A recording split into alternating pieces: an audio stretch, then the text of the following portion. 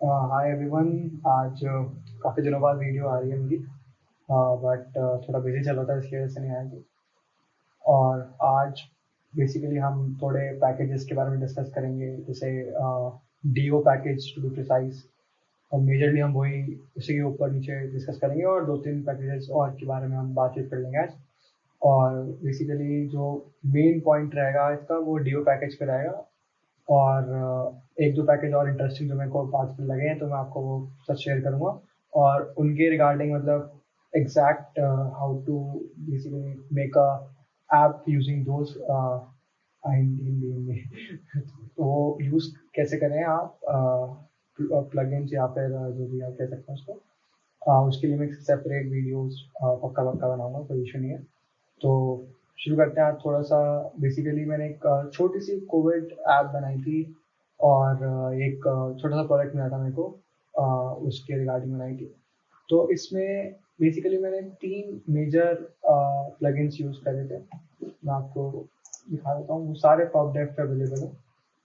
और main do packages के बारे में आज मैं डिस्कस करने वाला हूँ। एक फ्लटर ट्रांसलेट, वो आपको थोड़ा ओवरव्यू दे दूंगा आज।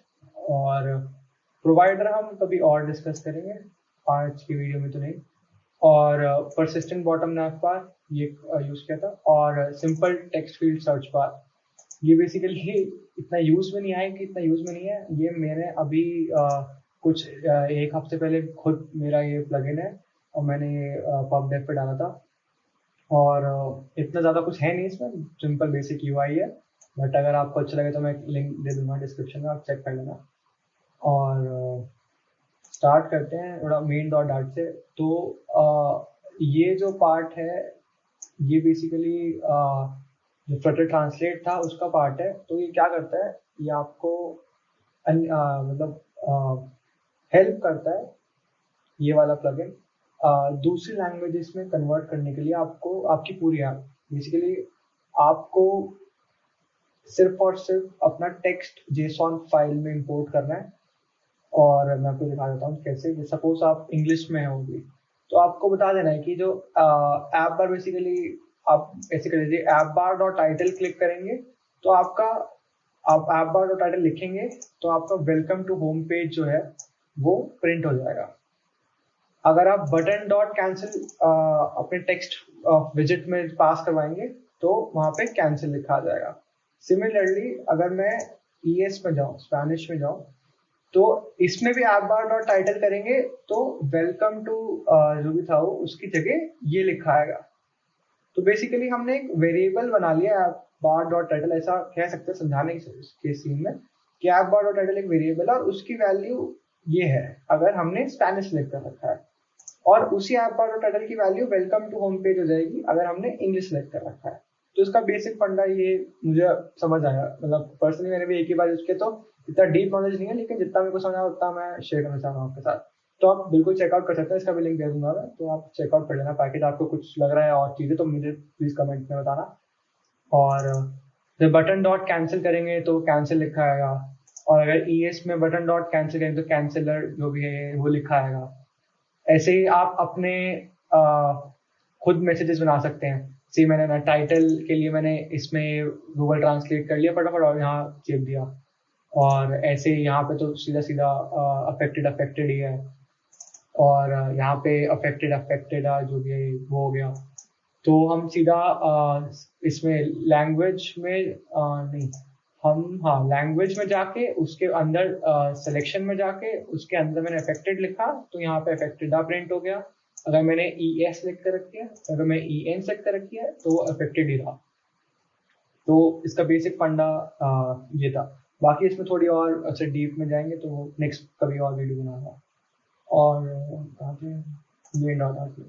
तो इसमें सबसे पहले हमें एक डेलीगेट वेरिएबल बनाना होता है, और फिर हमें सब कुछ ये करना होता है। मतलब उस पर आप उसके पबडेव पे स्टेप्स हैं बेसिकली, आप चेक कर सकते हो। फिर एक लोकलाइज डेलीगेट बनाना होता है, और इतना डिटेल में नहीं जाते हैं इसके। फिर एक लोकलाइजेशन प्रोवाइडर वगैरह बनाना पड़ता है। और ये सब आप देख लेना, कोई इतना बड़ा कुछ सीन नहीं है, इसकी सब डॉक्यूमेंटेशन में दे रखा है। और इसके अंदर बेसिकली मैं आपको दिखाऊं अगर तो डॉट मैंने कुछ कर रखा है इसमें, जैसे ये था, तो टेक्स्ट विजेट के अंदर एक इसी प्लगइन का ट्रांसलेट एक तरीके से फंक्शन कह लीजिए, टेक्स्ट के अंदर आप ट्रांसलेट डालेंगे और इस टाइप से लिखेंगे लैंग्वेज सिलेक्शन डॉट टाइटल। तो लैंग्वेज सिलेक्शन और डॉट टाइटल, तो अगर मैंने ई एस सेलेक्ट कर रखा है तो मेरे में ये लिखा आएगा, और अगर मैंने ई एन सेलेक्ट कर रखा है तो मेरे में ये लिखा आएगा लास्ट अपडेटेड।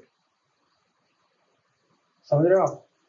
तो अगर मैंने ऐसे कर दिया तो बेसिकली मेरा फॉन्ट फॉन्ट कह रहा हूँ फॉन्ट टेक्स्ट या font family to be precise पे क्या क्या कहेंगे इसको, लैंग्वेज चेंज हो जाएगी, यही कह सकते हैं लैंग्वेज चेंज हो जाएगी बेसिकली।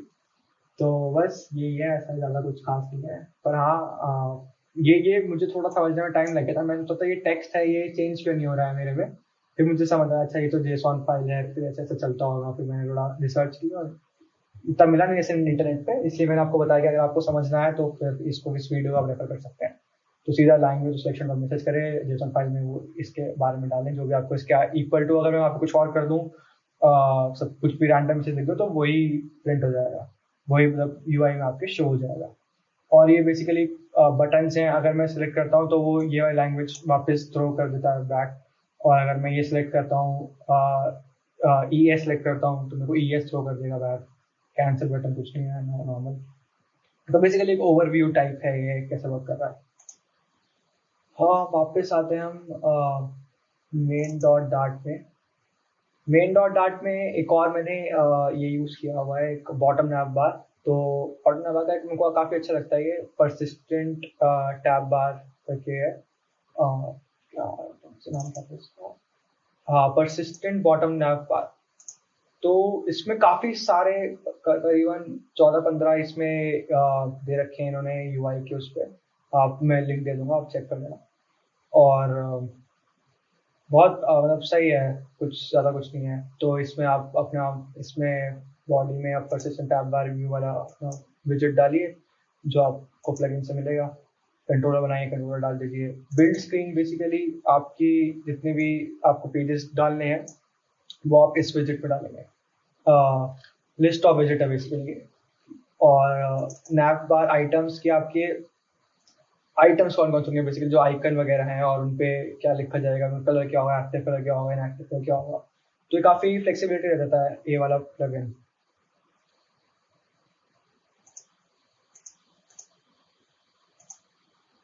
हाँ, और बस इससे आसान हो जाता है आपका काम, आपको थोड़ा यूआई में इतना छेड़खानी नहीं करनी पड़ती।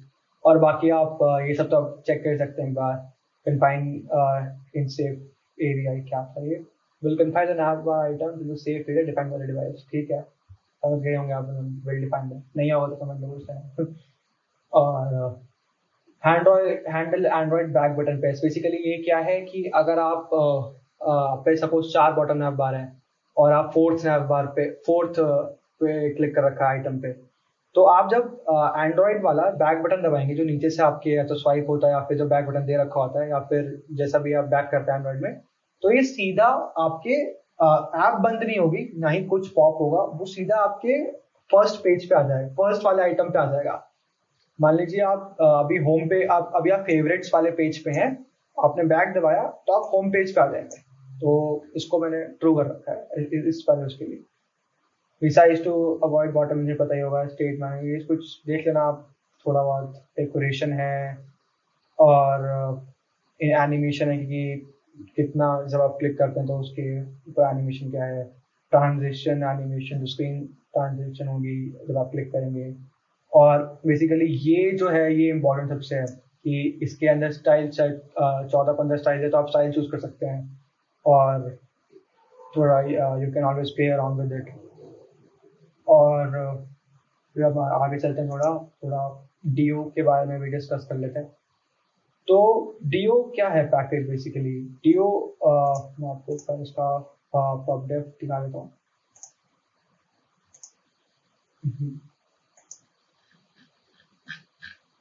तो डीओ जैसे HTTP पैकेज होता है वैसे ही एक तरीके का डीओ पैकेज है, कुछ नहीं है, क्लाइंट एक HTTP क्लाइंट है डार्ट के लिए, काफी मुझे मतलब HTTP से थोड़ा बेटर लगा, इसलिए मैं थोड़ा आपके साथ शेयर कर रहा हूँ। और ये तो सिंपल है, ऐसे आप डाउन करते हैं, इंपोर्ट करते हैं उसमें। उसके बाद आप सपोज आपको इसमें से दे रखा है सिंपल गेट रिस्पॉन्स दे रहे हैं, कुछ नहीं दे रहे हैं इसमें, तो एक रिस्पॉन्स टाइप का आपने एक वेरिएबल बनाया रिस्पॉन्स, उसमें आपने ये सारा डेटा ले लिया जो भी हमें इससे मिलेगा, ठीक है, और उस रिस्पॉन्स को आप कैसे भी यूज कर सकते हैं, ठीक है। इस पर थोड़ा और नीचे आता हूँ, दिखाता हूँ कुछ अगर मिले। जैसे वो सिंपल गेट रिक्वेस्ट है, आपने रिस्पॉन्स बनाया, एक डीओ का बनाया, न्यू डीओ, हमेशा ये अवेट रहेगा, ठीक है। तो मतलब क्योंकि डेटा अभी आ रहा है, अभी फ्यूचर में आएगा वो, बिल्कुल हमेशा हम अवेट लगाएंगे इसमें, ठीक है। और इसके प्रिंट करने के लिए रिस्पॉन्स और डेटा प्रिंट करेंगे तो आपको सारा जो भी है डेटा आपको मिल जाएगा। इसमें सिर्फ गेट नहीं है, इसमें सारे जितने भी आप REST API के आपके फंक्शन है वो सारे हैं, पोस्ट पुट डिलीट सारे हैं। तो बहुत ही और अपना और आसानी से आप क्वेरी पैरामीटर्स वगैरह से आप पोस्ट करना है, आप गेट करना है, तो आप क्वेरी पैरामीटर्स पास कर सकते हो JSON फॉर्मेट में। आपको काफ़ी आसानी होती है इससे। पोस्ट करना है तो भी आप डेटा वगैरह पोस्ट कर सकते हो इसमें। तो ज़्यादा मतलब मेरे को थोड़ा अच्छा लगा, इसलिए मैंने डिस्कस करना चाहा आप लोगों से। और ये गेट स्ट्रीम में लेना है तो आप ले सकते हैं। और बाकी मैंने कभी ये बीतता मैंने देख किया नहीं। हाँ, सिर्फ फॉर्म डेटा है ये, मेरे काफ़ी काम आया है ये वाला। अगर डेटा सपोज आप पोस्टमैन पे जाते हैं, अगर आप यूज़ करते हैं तो उसमें फॉर्म डेटा के उस बेस पे आप इनपुट ले रहे हैं, तो ये वाला बहुत काम आता है। और सिर्फ डेटा में फॉर्म डेटा आप डाल दीजिए, आपको मतलब समझ रहे ना आप, ये पूरा का पूरा ऐसे बार बार नहीं लिखना पड़ेगा आपको, बहुत सारी गेट मारनी है सेम डेटा के साथ, तो या पोस्ट मारना है।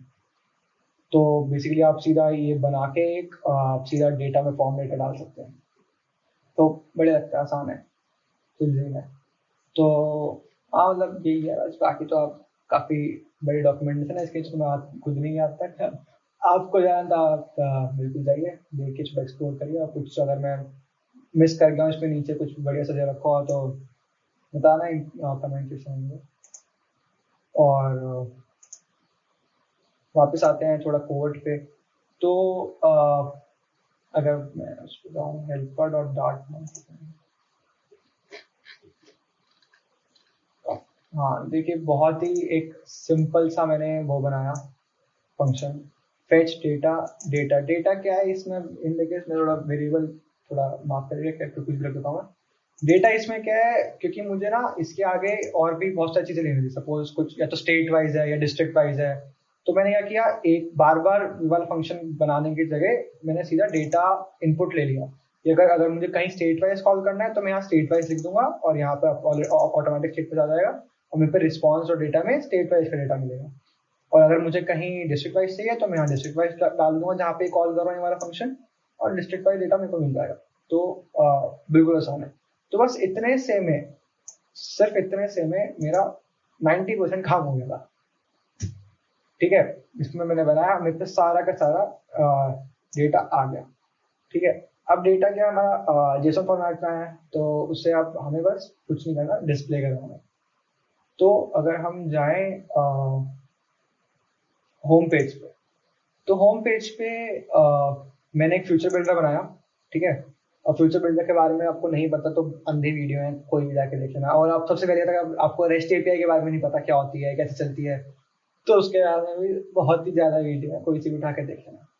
मतलब बस आप REST API लिखो, आप पे अंधी हटेंगी। तो आप ठीक है, पहले वो देख लो, अगर नहीं पता है REST API क्या होती है तो पहले वो देख के और फिर आना। थोड़ा लेट बता रहा हूँ लेकिन चलो कोई बात नहीं, देखा हो पहले वो। और अगर आपको फ्यूचर बिल्डर वगैरह नहीं पता तो वो भी देख लो क्या होता है। मतलब मैं इतना डिटेल में नहीं जाने वाला। तो फ्यूचर बिल्डर हमने लिया, ठीक है, उसमें हमने फ्यूचर में ये वाला फंक्शन कॉल कर दिया, और ये डेटा डॉट जेसॉन था जो मेरे को चाहिए था फिलहाल। एक मैं आगे दिखाऊंगा शायद, वहाँ पे मैंने डिस्ट्रिक्ट डॉट जेसॉन कर रखा है, तो बेसिकली वो ऐड करना था वहाँ पे जो मैंने दिखाया था डेटा में। उसके बाद कुछ नहीं, एक स्नैपशॉट, ये काफ़ी इंपॉर्टेंट लाइन है अभी मेरे लिए तो फिलहाल। डेटा नहीं है फिर हम एरर आते हैं। तो पहले डाल दो कि अगर स्नैपशॉट में डेटा है तो एक बेटा आगे बढ़ो, रिटर्न करो, स्टैक रिटर्न किया, ठीक है, उसके अंदर फिर एक कॉलम डाल दिया, फिर कंटेनर डाल दिया, ये सब यूआई का खेल है, कुछ नहीं है।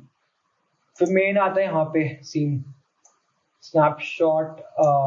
मैं आपको एक सेकेंड दिखाना चाहूँगा कि पोस्टमैन खोल के, तो जैसे कि आप देख रहे हैं एक वो वाली एपीआई है, गेट एपीआई, गेट रिक्वेस्ट मार रहे हैं इस एपीआई पे, जो वहाँ पे फंक्शन में कॉल की थी हमने, इसको सब सेंड करते हैं सीधा।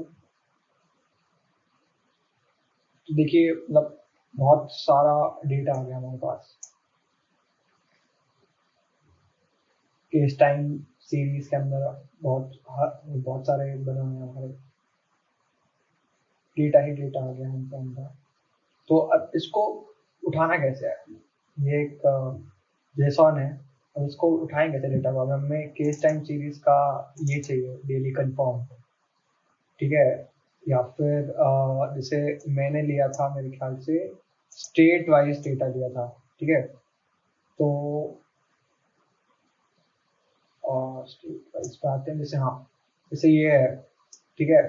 अब स्टेट वाइज डेटा करना है, तो ये स्टेट है दिल्ली, दिल्ली में एक्टिव कितने, हमें दिल्ली पहले बताना है कि दिल्ली प्रिंट करवाना है, तो दिल्ली के अंदर एक्टिव कितने हैं वो प्रिंट करवाना है, कंफर्म कितने वो प्रिंट करवाना है, डेथ कितनी हो गई वो प्रिंट करवाना है, मतलब ये सारा डेटा प्रिंट करवाना है दिल्ली के अंदर। बट ये जो सारा डेटा है, ठीक है, ये किसी के अंदर आ रहा है अभी, तो वो मैं दिखाता हूँ एक बार, अगर मैं दिखा सकता हूँ डेली, मतलब एक सेकंड होल्ड करना है, साथ देखते रहते हैं, कहीं से तो शुरू होगा भाई। भाई कहाँ रह गया, आएगा आएगा आएगा आएगा आएगा, अरे भाई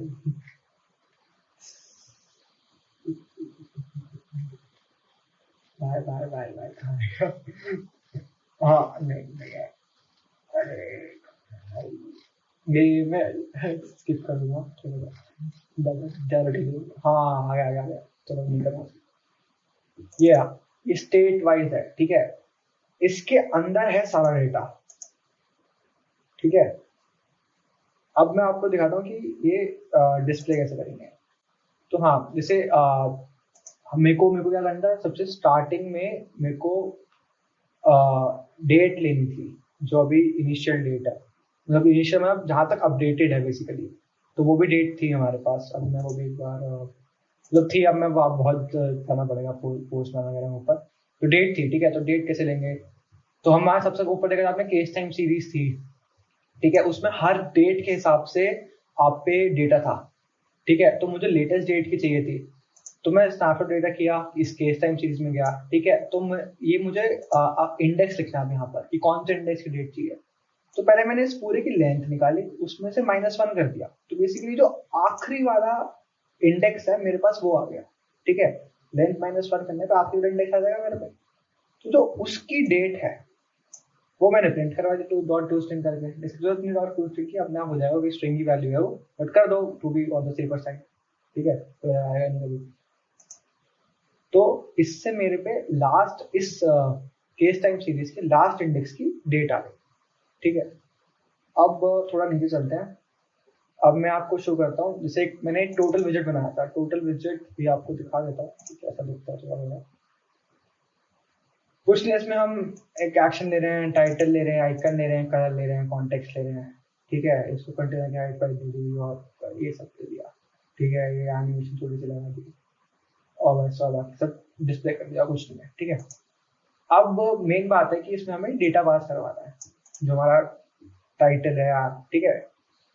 तो अब हम कैसे क्या क्या करना है, हमें सपोज अभी टोटल कंफर्म करवाना है, ठीक है, तो अभी मेरे को अभी हम उसी पे चल रहे हैं, जो टोटल कंफर्म्ड है उस डेट तक के हमें वही प्रिंट करवाने हैं, तो उस डेट तक का आपको बता दें कैसे करना है, मतलब बेसिकली उस केस टाइम सीरीज में गए, उसके अंदर गए, फिर लेंथ डॉट -1 गए, तो हमें आखिरी इंडेक्स आ गया, आखिरी इंडेक्स मतलब जो लेटेस्ट डेट है हमारे पास अभी, उसका जो टोटल कंफर्म्ड है हमने वो प्रिंट करवा दिया, ठीक है।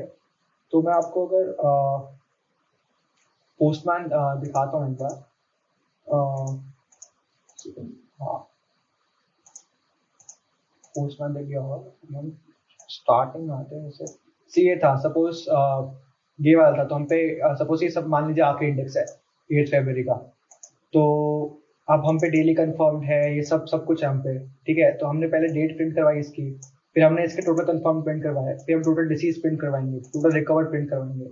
तो इस तरीके से मैंने सब कुछ प्रिंट वहाँ पे करवाया। जैसे अगर हम आखिरी इंडेक्स की ही बात करें इसमें, तो वापस से हटकर तो आई वाली हाँ ठीक है। हाँ जैसे ये हमारे पास फिलहाल ये वाला आखिरी इंडेक्स है हमारे पास, ठीक है।